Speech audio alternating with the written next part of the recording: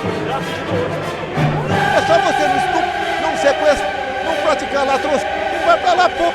E tem que... Acabou. Dança, gatinho. Daqui a pouquinho eu vou responder a todo mundo, ok? Só vou tomar um café. Eu só nego tudo que for possível. Se eu fosse cadeia, você perguntava duas vezes, se encontrasse na rua, ia subir pra você, tá ok? Muito bonito. Eu votaria no Lula. A nossa existência é permeada por várias questões cujas respostas jamais obteremos. Qual é a origem da vida? Será que Deus realmente existe? Porque a Fiat fez uma areia e como Jair Bolsonaro venceu as eleições de 2018, um cara que falou em rede nacional que se relacionou sexualmente com galinhas e vivia fazendo participação especial no Super Pop da Rede TV, como esse cara se tornou nosso chefe de estado. Já fazem quase 4 anos que mais parecem uma eternidade, porque muita coisa aconteceu de lá pra cá. Uma nova eleição presidencial está batendo na nossa porta, mas até agora ninguém sabe responder ao certo como Jair Bolsonaro conquistou a presidência. Especialistas dizem que essa é uma das várias consequências da ascensão da extrema-direita populista no mundo, fomentado pelas narrativas do Steve Bannon, que se aliou com os russos para destruir as democracias e... Tá bom, quem sabe? Isso pode ser verdade, mas eu acho essa visão teoria da conspiração demais pro meu paladar. Toda história tem 3 lados, o meu, o seu e o melhor pra ser contado. Dessa forma eu prefiro abraçar a ideia de que míseros 20 centavos, alguns minutinhos no CQC e centenas de memes conseguiram eleger um presidente. E eu sei bem o que você pode estar pensando, que isso é ridículo, que isso é loucura, mas nunca se esqueça de onde nós estamos. Bostil, tanque-o ou deixe-o. É inegável que esse país amaldiçoado por Deus e devastado pelos seus burocratas está em franca decadência desde que um bando de milico broxa deu um golpe militar se instalando no poder em um regime ditatorial em 1889. Um país que já teve como chefe de estado a reencarnação de Marco Aurélio, o imperador filósofo. E hoje em dia quem manda nesse circo é esse cara. Bom dia a todos, menos para a primeira-dama, que eu já dei um bom dia muito especial para ela hoje. Acredite, se quiser.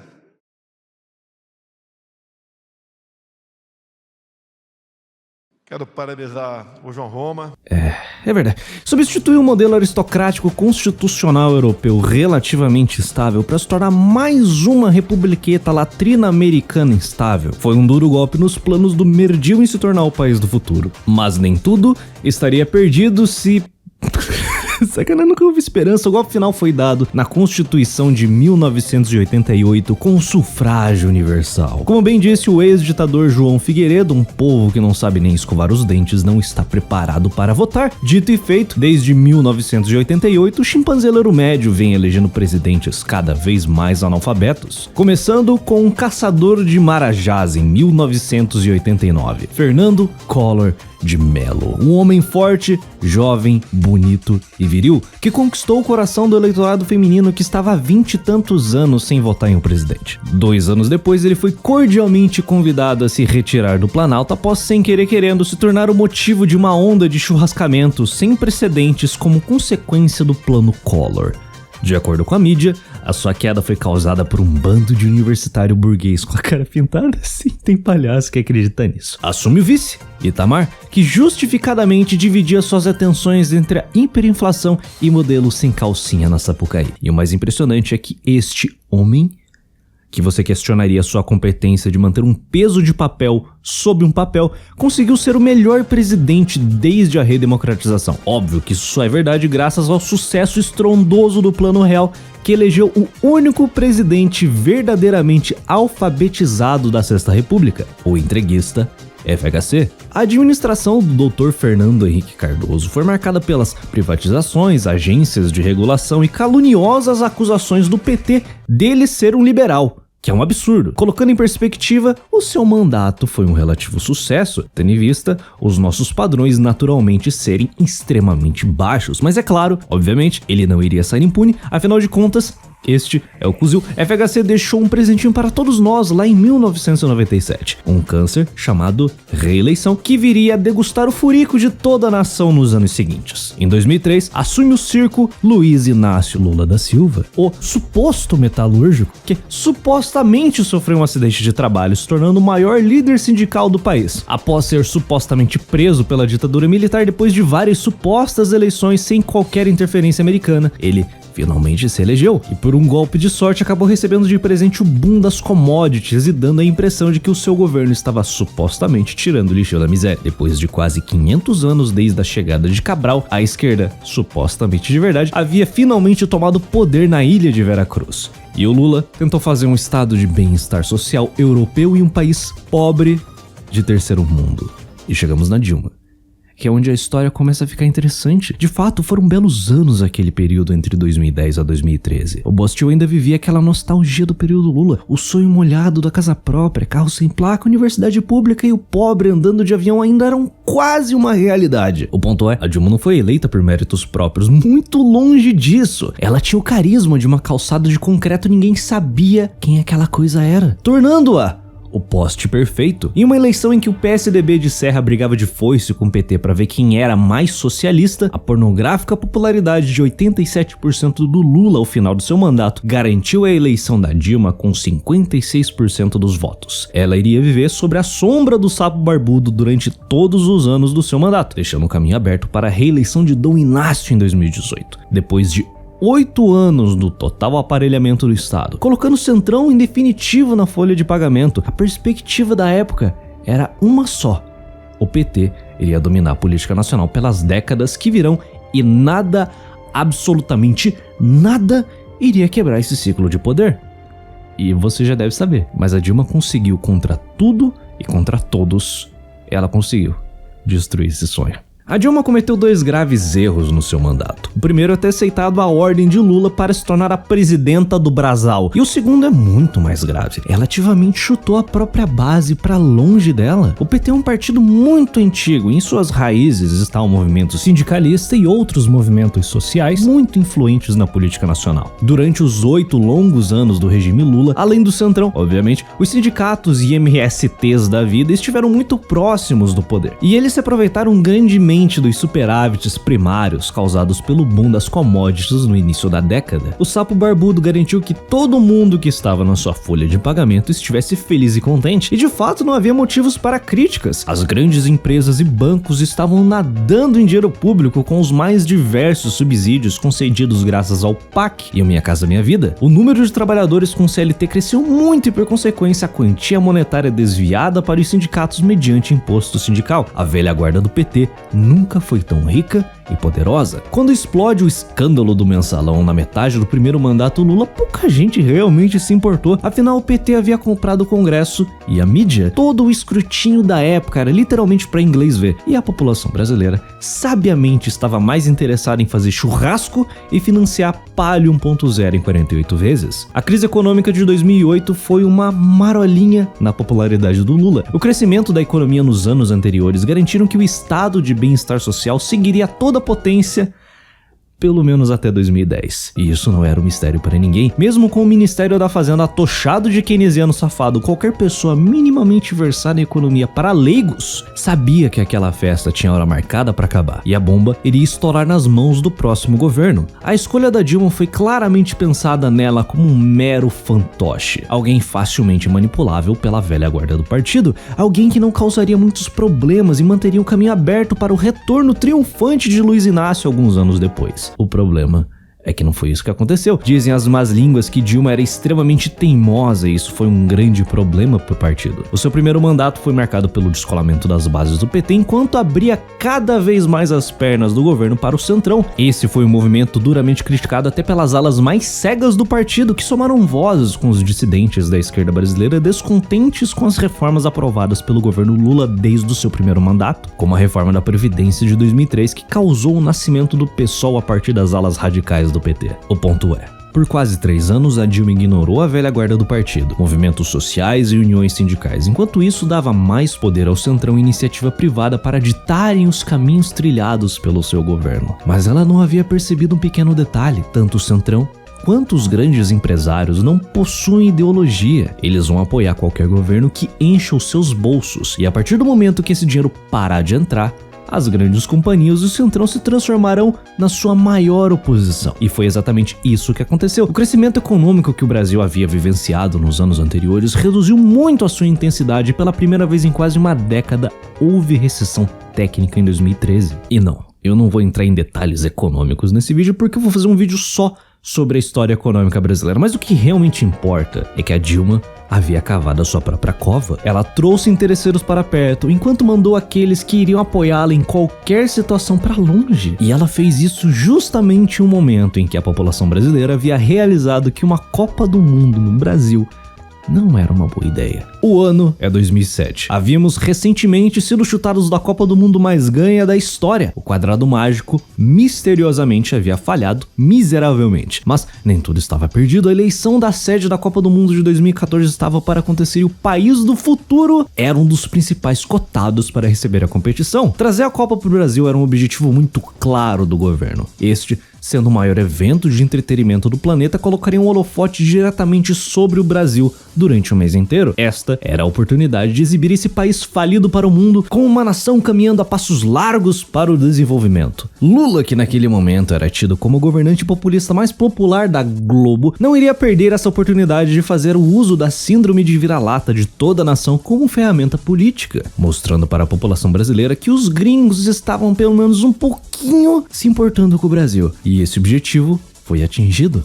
A Copa era nossa. E a partir daí, tudo foi por água abaixo. E assim começa a novela das obras da Copa. Foi uma catástrofe, isso ninguém pode negar. Até hoje, dezenas de obras de infraestrutura ainda não foram concluídas e aquelas que terminaram foram pornograficamente superfaturadas e mal acabadas. E se tornaram um gigantesco elefante branco como a Arena Pantanal e a Arena Pernambuco. Bilhões e mais bilhões de reais de dinheiro público roubado do contribuinte mediante imposto, ou seja, o seu dinheiro foi despejado em projetos duvidosos para agradar gringo por um mês, levando em consideração que o Brasil é um país de terceiro mundo e que em 2012 mais de 30% da população não tinha sequer saneamento básico e a renda domiciliar per capita era de R$ 871 reais. Gastar mais de R$500 milhão para construir uma arena com capacidade para 44 mil pessoas no meio da Amazônia não parecia uma boa ideia. E naturalmente, não caiu bem para o brasileiro médio. O início de uma recessão econômica e sucessivos escândalos de corrupção se transformaram em uma bomba que necessitava de uma pequena fagulha para tudo explodir nas mãos de quem estivesse no poder naquele momento.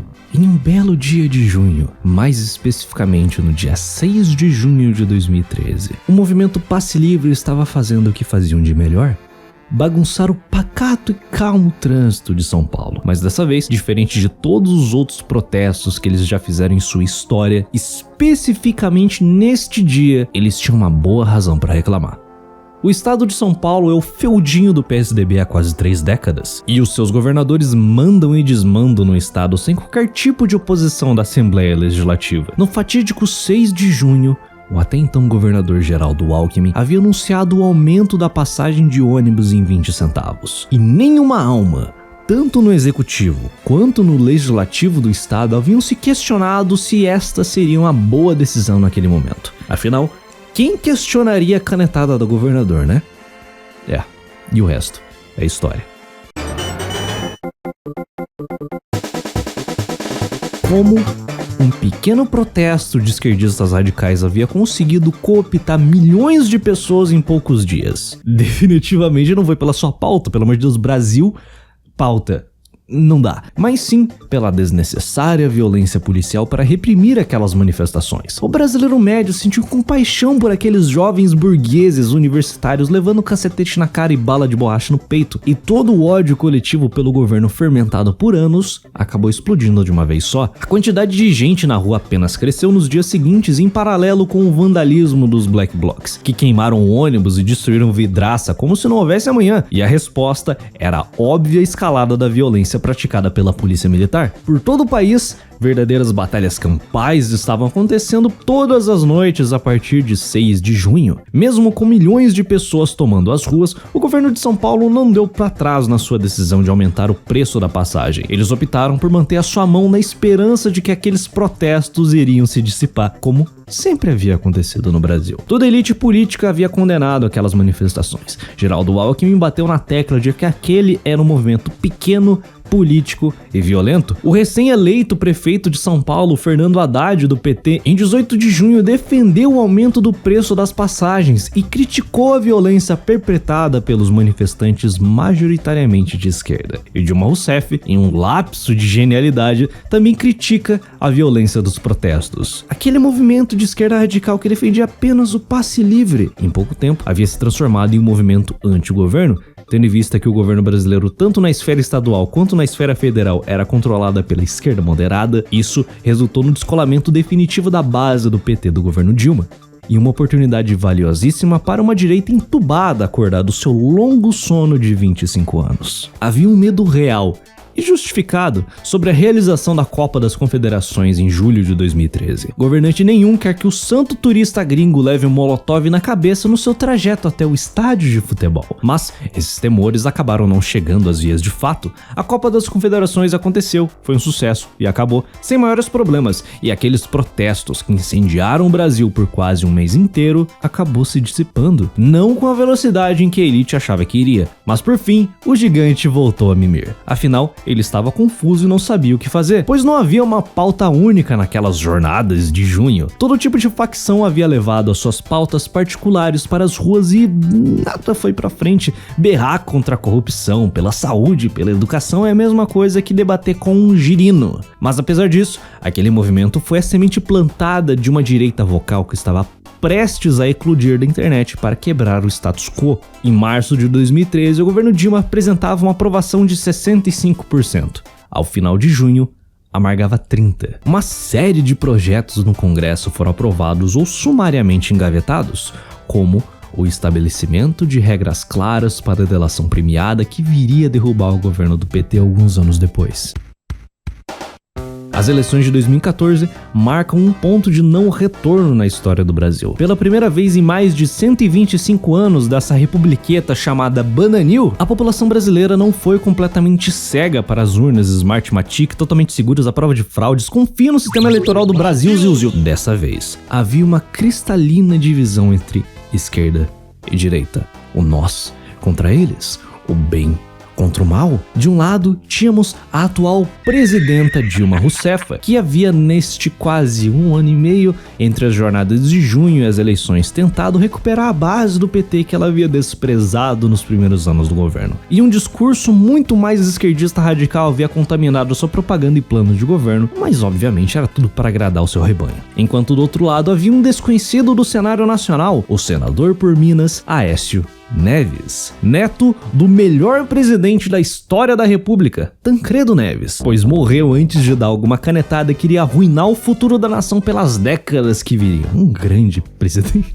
Ele era o candidato do PSDB, e que nessa eleição havia se fantasiado de direitista para tentar ganhar os votos daqueles que estavam descontentes com o governo petista. E não era pouca gente. O brasileiro médio, que até aquele momento era apenas um churrasquista, votaria no candidato que lhe garantisse o sagrado fogo de chão no fim de semana, havia sido obrigado a escolher um lado nessa disputa. E para surpresa da elite, um terço da população merdaleira havia esquecido que quem bate cartão não vota em patrão, e escolheu o PSDB travestido de direita nessa briga. E o desfecho dessa história você já sabe. Com centenas de relatos de fraude, Dilma vence com uma margem assustadoramente pequena, mas que não representava nem de perto o clima do país. Ela assume o trono com uma aprovação de 39% e fecha 2015 com tenebrosos 9%. E sabe o que isso significa? Ela simplesmente não conseguiria, nem se tivesse capacidade para tal, governar o país. Com uma reprovação de 70%, Dilma havia se tornado uma leprosa para a elite política. Quem fosse estúpido o suficiente para se aproximar do cone nesse momento sabia que o seu destino nas eleições de 16 e 18, caso não fosse um político midiático, era ser escorraçado da vida pública, a chutes e pontapés. Essa reprovação toda não era resultado exclusivamente do seu desastroso segundo mandato. Tudo isso era parte da bola de neve que havia se formado ao fim do pseudo-estado de bem-estar social e o keynesianismo misturado com desenvolvimentismo cepalino nada barato bancado por 8 anos durante o governo Lula. A conta havia chegado, e o início da crise econômica em 2013 e o agravamento da mesma em 2015, elevando o número de desempregados de 7,25 milhões em 14 para 10 milhões em 15, só criaram um cenário perfeito para que o Cone fosse decapitado e o vampirão do Centrão assumisse o circo. A Dilma foi absolutamente incapaz de proteger os seus aliados políticos e financeiros da Lava Jato, que estava nessa altura de 2015 devastando toda a sua base de apoio. Os seus aliados no Centrão, vendo esse cenário, viram a casaca e inventam uma justificativa tosca para um processo de impeachment, que em um governo popular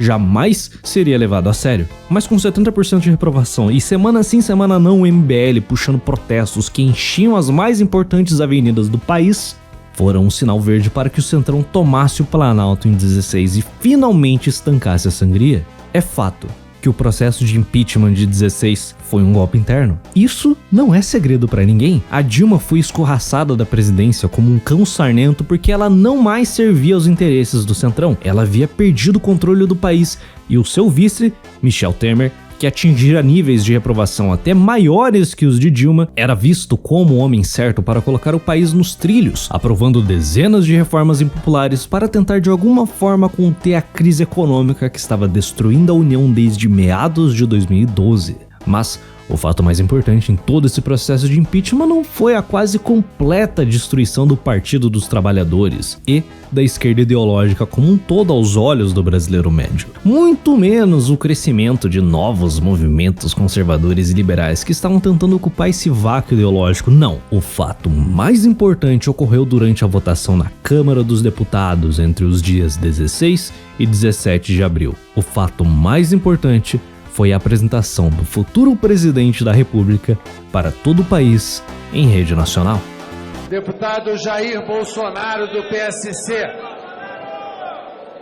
Nesse dia de glória para o povo brasileiro, tem um nome que entrará para a história nessa data, pela forma como conduziu os trabalhos nessa casa. Parabéns, presidente Eduardo Cunha. Como vota, deputado? Perderam em 64, perderam agora em 2016, pela família e pela inocência das crianças em sala de aula que o PT nunca teve, contra o comunismo, pela nossa liberdade, contra o Foro de São Paulo, pela memória do coronel Carlos Alberto Brilhante Ustra, o pavor de Dilma Rousseff. Como vota, deputado? Pelo Exército de Caxias, pelas nossas Forças Armadas, por um Brasil acima de tudo e por Deus acima de todos, o meu voto é sim! Jair Bolsonaro.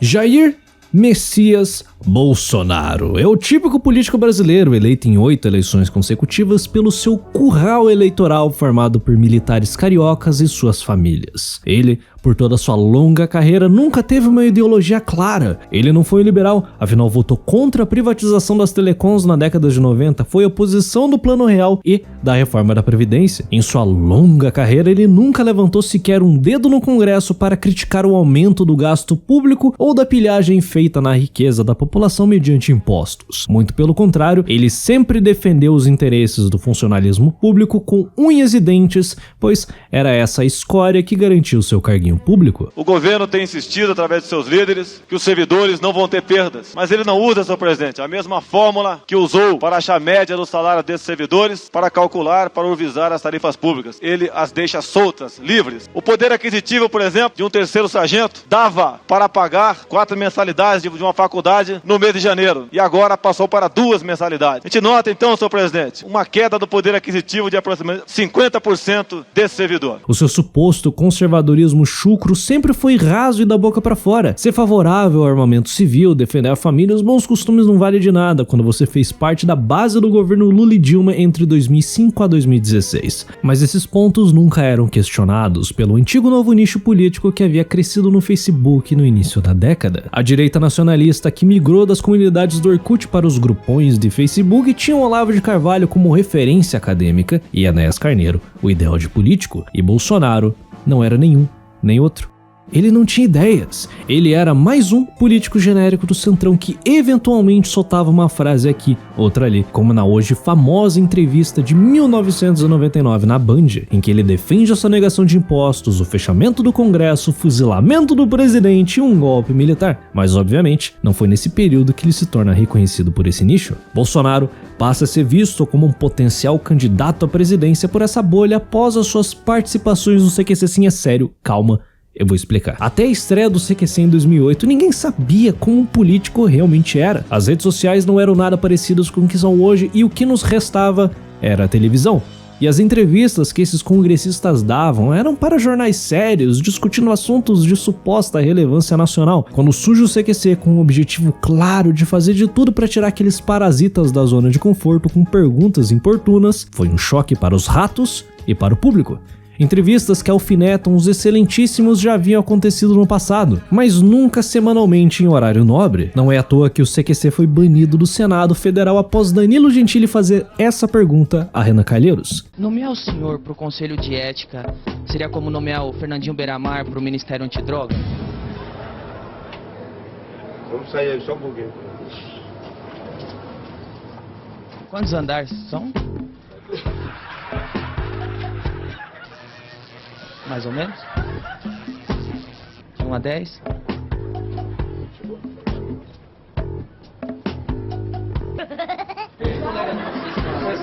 Mais respeito. Precisa ter mais respeito. Perguntar é desrespeito? O ponto é, Bolsonaro no início da década de 2010 não havia se blindado com assessores de imprensa para tentar passar a imagem de bom moço como todos os seus coleguinhas haviam feito depois do nascimento do CQC. Ele se manteve o mesmo homem que aparentemente sempre foi. Se em 1999 ele defendia um golpe militar em rede nacional, em 2011 ele criticou publicamente a Comissão da Verdade em rede nacional. Some isso a sua abertura à imprensa, ele não negava entrevistas, diferente dos seus colegas deputados de rabo preso. Ele sempre estava à disposição de quem quisesse o entrevistar, não importando o teor das questões. Ele as responderia sem pensar muito, de bate pronto, muito diferente de hoje em dia. É uma pergunta que aconteceu de lá pra cá. Bom, lembre-se que nós ainda estamos em 2012. A internet ainda era só mato. Apenas 40% da população tinham acesso à rede e essa tecnologia era ignorada pela elite, que não compreendia o seu potencial. Nessa altura, Jair Bolsonaro já era figurinha marcada do CQC e uma direita nacionalista em franca expansão aos poucos já começava a ver esse cara como um potencial representante dos seus interesses. Detalhe, essa direita nacionalista muito diferente de hoje não tinha nenhum tipo de concorrência de ideias com esquerdistas ou liberais. Era basicamente eles no canto deles, discutindo entre eles e organicamente angariando novos membros. A crise econômica que dava seus primeiros passos em 2010 foi o combustível que inflamou o descontentamento geral da população com a esquerda que comandava o país desde 94. Essas pessoas que nunca haviam pensado em política ou ideologias passaram a ver na direita a solução dos problemas do Brasil, e uma nova geração de militantes começa a brigar por espaço no debate público. Os protestos de 2013 são um exemplo empírico dessa transição. Nos primeiros dias, quem ditou os rumos e pautas dos protestos foi a esquerda radical representada pelo movimento Passe Livre, que defendia a redução imediata do preço da passagem e, obviamente, o passe livre. Mas o que essa esquerda queria mesmo era que o governo do PT bancasse as reformas que a esquerda sempre pediu, como a taxação de grandes fortunas, taxação de heranças, estatização de empresas e ainda mais direitos trabalhistas e outras palhaçadas. Mas no decorrer dos dias, mais e mais pessoas sem qualquer ideologia vão às ruas para lutar contra a corrupção e as demais mazelas do cotidiano brasileiro, emplacando o slogan "não é só pelos 20 centavos". E essa foi uma brutal mudança de perspectiva que a esquerda não havia previsto. Aquele movimento pequeno e coeso estava começando a se tornar grande e confuso, ao passo de que recém-convertidos à direita começam a ir para as ruas enrolados em bandeiras do Brasil e fardando camisas da CBF.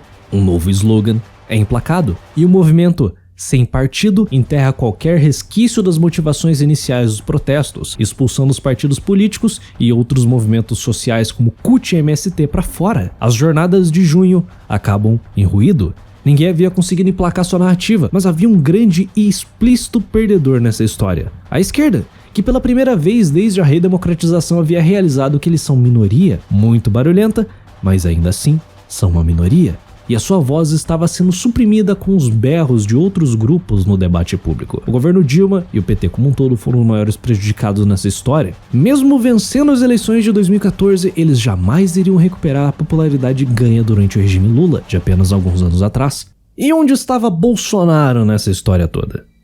Ganhando popularidade entre essa nova direita que nasceu nas manifestações. E por sinal, o meme Bolsonaro 2018 na verdade nasceu em meados de 2012 como Bolsonaro 2014, mas obviamente nessa altura do campeonato nem o mais lunático nacionalista levava isso a sério. O Jair sai novamente como candidato a deputado federal pelo estado do Rio de Janeiro e vence em primeiro lugar com 464 mil votos, um crescimento espetacular, tendo em vista que nas eleições de 2010 ele havia sido o 11º candidato mais votado. Todas as suas mitadas do passado, como a discussão no Congresso com a deputada Maria do Rosário em 2003, a já citada entrevista de 99 para a Band e as suas recentes participações no CQC e Super Pop, haviam se tornado a base da sua campanha eleitoral. Mas diferente de todos os outros candidatos, quem produzia o material de campanha para ele eram os membros dos grupos nacionalistas do Facebook, que aos poucos começavam a migrar para o WhatsApp. Mas não só de gritos se faz um candidato. Uma nova faceta do Bolsonaro começa a ser exposta na internet. Mesmo sendo um político com quase 3 décadas recebendo um gordo salário e dezenas de penduricalhos, ele se apresentava em público como um homem simples,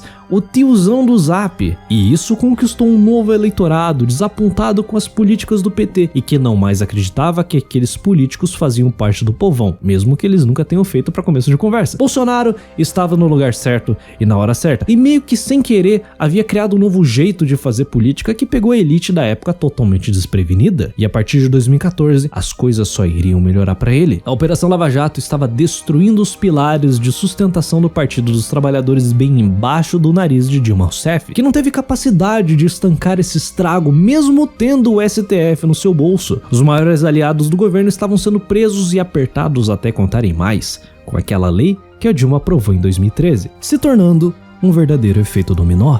E se tem uma coisa que o brasileiro gosta de ver, é rico e político sendo preso. A Lava Jato havia caído nas graças de boa parte do povo e a cova do PT foi aberta de vez. Se em 2013 já não lhes restava muito prestígio popular, a partir de 2015 não dava mais para voltar atrás.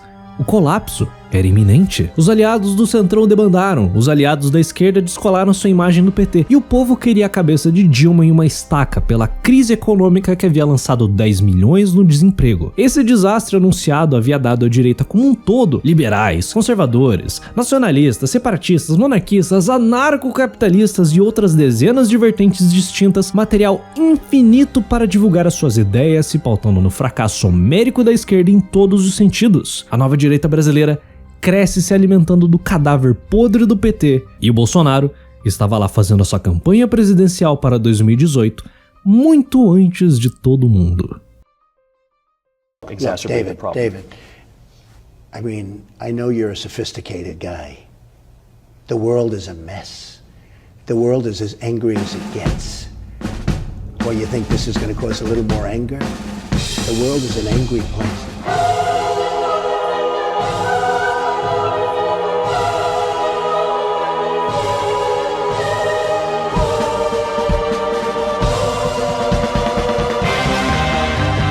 As coisas estavam meio instáveis no planeta entre 2014 e 2017. As consequências da crise financeira de 2008 estavam implodindo a zona do euro a partir da Grécia e Portugal. A eleição de Trump na América foi um golpe sem precedentes no establishment, e a guerra civil na Síria lançou na Europa mais de 2 milhões de refugiados, servindo de palanque para uma direita identitária que estava inerte desde 45. Novas narrativas estavam sendo construídas nesse período, e tudo isso de certa forma acabou sendo importado para cá por influenciadores da nova direita, que em grande parte haviam surgido a partir dos protestos de 2013. O Olavo de Carvalho e sua trupe começam a flertar com o mainstream e servem de alicerces ideológicos na campanha presidencial de Bolsonaro, mas não se engane. As pessoas tendem a supervalorizar a influência desses indivíduos na eleição do Messias. É claro, é óbvio que eles conseguiram conquistar alguns milhões de votos, mas a eleição não foi decidida por esses caras falando de conservadorismo e marxismo cultural. O brasileiro médio é burro demais para entender juros simples. Quanto mais discutir ideologia, o brasileiro vota no populista que fala melhor. E nos anos que antecederam as eleições de 2018, o Mito foi o candidato mais eloquente e a sua propaganda pessoal foi a mais eficiente. Ele se aproveitou de um momento em que a inclusão digital infelizmente veio pra ficar e qualquer boomer de 35 anos tinha um smartphone com WhatsApp e Facebook. Os vídeos de imitadas foram impulsionados pelos algoritmos das redes sociais, espalhando como um vírus que arrancaram gargalhadas do brasileiro médio cansado de política, e não é pra menos. O Bostil estava completamente falido. Milhões de desempregados e a Selic em alta comendo todo o nosso poder de compra. Um bando de socialistas histérica de 14 anos portando um iPhone, chamando todo mundo que não fosse canhoto de fascista. O clima não era dos melhores. Coxinhas versus mortadelas, discutindo quem iria pagar o pato da Fiesp, inflado na Paulista durante os protestos em defesa da Lava Jato e da PEC do teto. Caos e miséria. Esse é o resumo do Brasil desde o golpe republicano.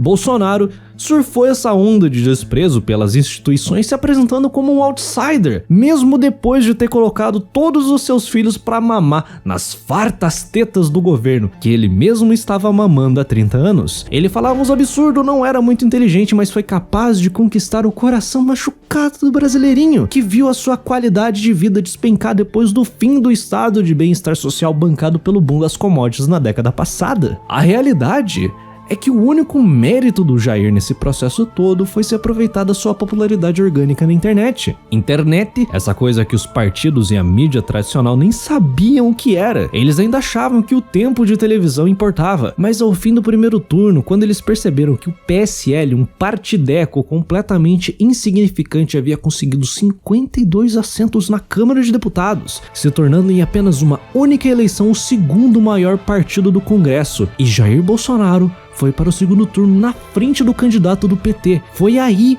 que a elite política e midiática realizou que eles haviam cometido um gravíssimo erro. Tá, não foi só um. Foram vários, mas eu só vou falar de 3.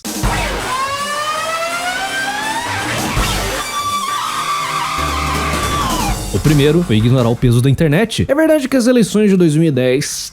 tecnicamente foi a primeira em que a rede mundial de computadores teve alguma participação, mas nem de longe ela chegou a influenciar algo. A disputa política foi feita como sempre na mídia tradicional, e dos grandes partidos, aquele que foi mais longe na propaganda online, bizarramente foi o PT, com seus maves atacando tudo e todos e com um desvio de dinheiro da campanha para Dilma Bulada tentar fazer a figura bizonha de Dilma Rousseff mais palatável. Mas no fim, tudo isso teve pouco impacto. Agora as coisas foram completamente diferentes nas eleições de 2014, porque lá a internet já havia chegado na metade das residências do Bostil e pelo menos nas grandes metrópoles a vida online já estava começando a se misturar com a vida real. O antipetismo que surgiu nas ruas durante as jornadas de junho migrou para as redes e se estruturou. O acirramento da disputa entre Aécio Neves e Dilma Rousseff naquele segundo turno de 2014 não foi pela competência do PSDB ou pelo carisma do cheirador de pó. Ele foi causado pela repulsa que o povo tinha ao Partido dos Trabalhadores, que estava crescendo na internet mainstream, fomentada pela nova direita, mas ainda assim, os grandes partidos ignoraram esse fato e foram pegos completamente desprevenidos em 2018 com a campanha de Jair Bolsonaro. Enquanto Geraldo Alckmin se fartava com 11 minutos de TV todos os dias, Jair Messias possuía míseros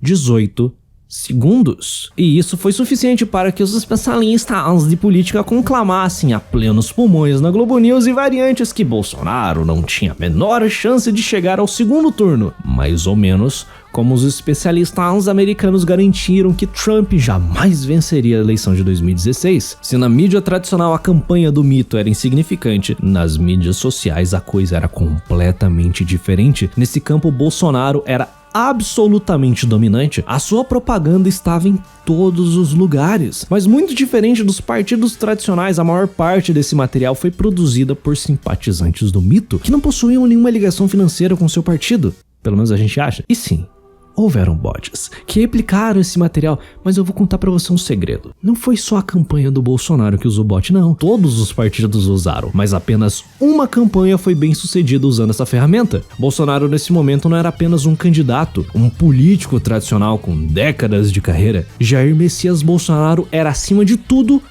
um meme.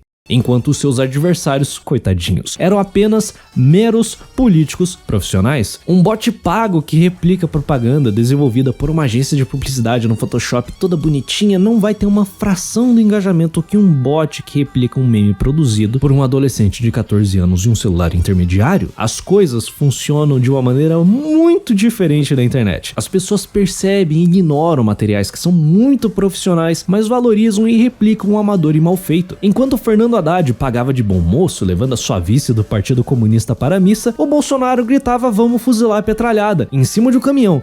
Enquanto um virou chacota, o outro gerava discussão, brigas, risadas, memes e, acima de tudo, engajamento. Com um orçamento de campanha ridículo comparado aos seus adversários, Jair garantiu seu lugar no segundo turno fazendo campanha online. Teve uma facadinha ali que ajudou bastante, mas mesmo sem ela, ele teria conseguido do mesmo jeito.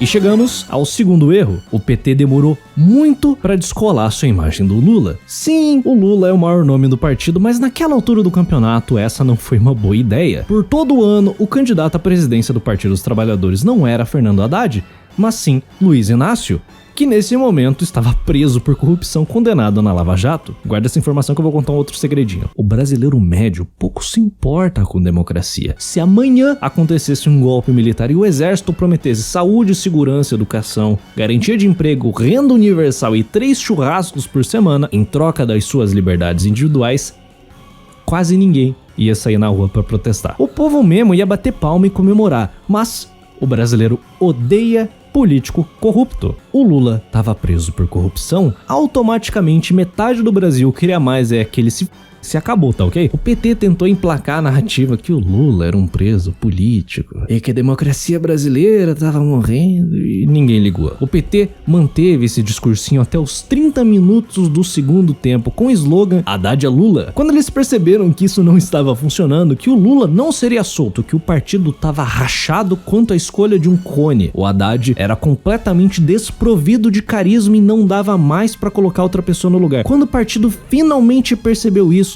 já era tarde demais. O PT só chegou ao segundo turno porque ainda é o maior partido do Brasil e muita gente ainda acredita que o Lula foi o maior governante da história. O Partido dos Trabalhadores fez de tudo para perder essa eleição.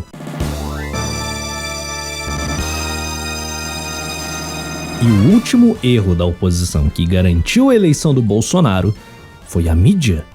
A mídia tradicional elegeu Bolsonaro não fazendo campanha pra ele como em 1989 com Collor, 1994 e 1998 com a FHC ou 2002 ou 2006 com Lula, mas sim atacando Bolsonaro de maneira desproporcional desde o primeiro segundo da corrida eleitoral. O quarto poder na ilha de Veracruz nem sempre foi subserviente ao governo. Durante o período imperial, a imprensa, principalmente a imprensa republicana, criticou o governo brasileiro sem medir palavras. A figura de Dom Pedro II era constantemente caçoada pelos jornais do Rio de Janeiro e nunca houve represália por parte da coroa contra essas empresas e jornalistas, porque Dom Pedro acreditava e defendia a liberdade irrestrita da imprensa de fazer o seu trabalho. Atitude completamente diferente das ditas republiquetas latino-americanas comandadas por ditadores da Terra do Fogo até a fronteira com o Texas. Mas, como tudo que é bom, uma hora acaba. E a liberdade de imprensa acabou junto com o Império. E o óbvio aconteceu. Durante a primeira, segunda, terceira, quarta e quinta república, jornalistas foram perseguidos, jornais foram fechados e todas aquelas vozes da mídia que ousaram discordar do governo da sua época foram suprimidas. Seja monarquista, comunista, liberal, nacionalista, se aquilo que você publica diverge da atual narrativa do governo, você automaticamente se torna um inimigo. Mas para ser justo, a Sexta República não perseguiu abertamente a imprensa, porque ela já havia sido adestrada nos últimos 100 anos anteriores com censura e concessão pública, e já tinha aprendido muito bem qual era o seu devido lugar, de puxar o saco do governo atual e do mais provável a vencer durante o período eleitoral. E assim foi por quase 3 décadas, até 2018. quando esse meta foi quebrado? Jair Bolsonaro representava um risco. Não a democracia, porque de fato ninguém liga pra democracia, mas sim aos bolsos dos donos dos grandes veículos de comunicação e classe artística como um todo. A plataforma de campanha do mito era de vamos acabar com a mamata, e nessa mamata o dinheiro da Rouanet e cotas de publicidade das estatais estava incluído. Mas não pense nem por um segundo que o Messias se importa com o dinheiro roubado do cidadão, não. Ele queria mesmo era secar a fonte da mídia esquerdista para financiar a mídia menos esquerdista, porque se há uma verdade sobre a imprensa e classe artística mundial é que 98% deles são no mínimo social-democrata. E com essa postura afrontosa contra os seus inimigos ideológicos, a guerra foi declarada. O medo de perder mais da metade do faturamento crescia na imprensa, em paralelo com o crescimento das intenções de votos do Bolsonaro. Os militantes de esquerda fantasiados de jornalistas passaram a publicar dia após dia mais e mais matérias difamatórias contra o Jair. Tudo isso com o aval do chefe capitalista que sabia que no caso de vitória do Frochonaro, o dinheiro do governo iria se reduzir muito. E o Jair, ciente disso tudo, intensifica seus ataques contra a mídia. O clima fica ainda mais tenso quando a Globo resolveu partir pra guerra. Porque no início de 2018, só portalzinho mequetrefe como o UOL, Carta Capital, Brasil 247 estava atacando o Bolsonaro diariamente. Quando a Rede Globo pula de cabeça nessa briga de foice, trazendo consigo a mídia tradicional séria como Folha e Estadão, é aí que a coisa fica feia. E meio que garantiu a eleição do Bolsonaro. Porque essa mídia tradicional cometeu o gravíssimo erro de não focar suas críticas em pontos válidos da campanha do Jair. Pontos que teriam o potencial de destruir a sua candidatura, como a sua clara incompetência, rachadinha, nepotismo, seus quase 30 anos mamando na teta do governo. Em vez disso, eles optaram por colocar um holofote nas alucinações da classe artística cirandeira do Leblon. E aí que a coisa descarrilha de vez, porque agora um bando de artistinha descolado da realidade ganha um palanque para atacar o seu espantalho imaginário, chamando todo apoiador do mito de fascista, racista, machista e outras ofensas genéricas. E essa não é uma técnica eficiente para virar voto, especialmente quando os redutos direitistas da internet já tinham reunido um massivo acervo de atitudes e falas controversas da classe artística e criando assim o seu próprio espantalho. Esse catálogo foi construído nos anos anteriores às eleições de 2018 e é imenso, mas apenas como um exemplo do que circulou nos grupões de Zap Zap durante as eleições, temos o clássico Macaquinhos, em que artistas põem o dedo no furico do coleguinha, ou o LaBT, em que crianças são incentivadas a tocar um homem nu, e o famigerado Cream Museum, que colocou o MBL no Zap Zap dos tiozões. Para o direitista médio, que provavelmente iria votar no Bolsonaro em 2018, artista não passava de um maconheiro pedófilo que quer transformar os seus filhos em gays militantes. E a coisa só iria piorar quanto mais perto chegava das eleições. O movimento Ele Não foi o último prego no caixão da mídia. Artistas ricos, militantes partidários e intelectuais de esquerda convocaram protestos no Brasil inteiro contra o Jair, antes mesmo do primeiro turno. E esses protestos receberam ampla cobertura e apoio porcamente velado da mídia tradicional, coisa que afastou ainda mais o potencial eleitor do Bolsonaro. Afinal, milhares de estudantes universitários burgueses estavam na rua te chamando de fascista pra baixo. Enquanto do lado 17 o pau torava, os outros 12 candidatos eram apresentados como meros candidatos. As suas agendas de campanha eram noticiadas, as suas declarações eram publicadas sem críticas editoriais, salvo Ciro Gomes, que passou meses alfinetando o PT e eventualmente sofria um comentário mais duro de jornalista, mas nada que chegava aos pés dos ataques diários que Bolsonaro sofria. E o povo percebeu isso. O povo se irritou com isso. E o povo se tornou cético com a mídia por causa disso. Mídia essa que via sua credibilidade desmoronar desde a Lava Jato. Mas naquele caso a campanha de descredibilização foi emplacada pela esquerda, que havia colocado na conta da Rede Globo o impeachment da Dilma e outras mazelas da nação. Qualquer esperança da mídia tradicional tentar desmentir a campanha de desinformação do gabinete do ódio foi por água abaixo. Eles poderiam passar semanas falando que a mamadeira de piroca do Haddad era mentira, ou que o suposto kit gay não tinha a menor chance de entrar no currículo escolar das crianças. Eles poderiam refutar todas as fake news criadas pela direita bolsonarista 24 horas por dia, 7 dias por semana, que não iria adiantar de nada, porque o eleitor do Messias não assistia mais à Rede Globo, muito menos lia a Folha de São Paulo e outros jornais. Eles passaram a se informar no grupão de Zap, em mídia alternativa, como Antagonista e o já falecido Terça Livre. Todo esse povo tá lá até hoje. Ao fim da suposta contagem de votos no dia 28 de outubro, fim do segundo turno, a atitude beligerante tanto do mito quanto da imprensa permanece e dura até hoje. E se o bolsonarismo ainda tem alguma força depois desses trágicos 4 anos, é dessa guerra aberta da imprensa versus executivo. E se ainda há a menor possibilidade de vitória do Frouxonário em 22, pode botar na conta da Rede Globo, porque é culpa da burrice deles e do resto da mídia bostileira.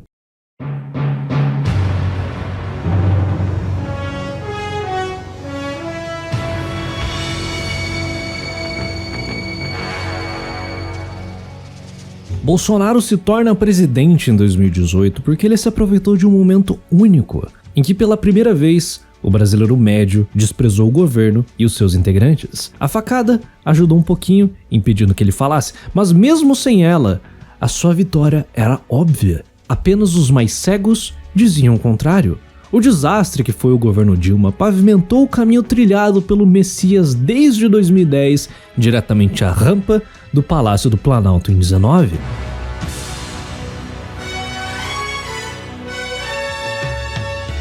A grande ironia do destino é que mesmo com todos os crimes que o PT cometeu, a profunda recessão econômica causada por eles que devastou o Brasil, tornando a década de 2010 mais uma de várias décadas perdidas da deprimente história desse país, o catastrófico governo Bolsonaro pavimentou o caminho para a inimaginável em 2016 reeleição de Luiz Inácio Lula da Silva em 2022.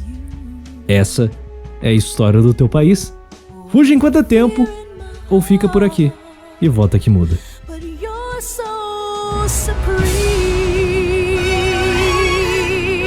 I give